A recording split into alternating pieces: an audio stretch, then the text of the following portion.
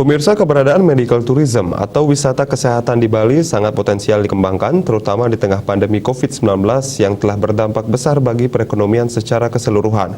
Dampak terbesar tentu dirasakan oleh daerah-daerah yang menggantungkan perekonomiannya pada pariwisata seperti Bali. Ketua Bali Medical Tourism Association (BMTA), Dr. Igede Wiryane Patrajaya menyampaikan, adanya medical tourism diharapkan ikut serta mendukung salah satu pencapaian pemulihan ekonomi di Bali. Menurutnya, terhentinya perjalanan antar daerah dan negara menyebabkan lesunya perekonomian Bali. Hal ini tentu menjadi perhatian bagi beberapa pihak termasuk BMTA. Untuk mendukung percepatan pemulihan ekonomi ini, maka ada banyak sektor yang perlu ditingkatkan dan diperbaiki.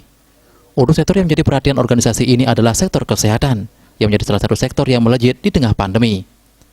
Medical tourism ini dikembangkan di Bali agar orang Indonesia tak lagi berobat ke luar negeri, namun bisa beralih ke Pulau Dewata, di mana mereka bisa berobat dan berwisata.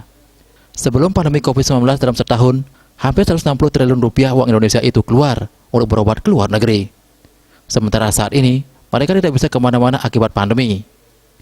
Wisata kesehatan di Bali potensial menyasar warga lokal, kemudian yang kedua, wisatawan Nusantara.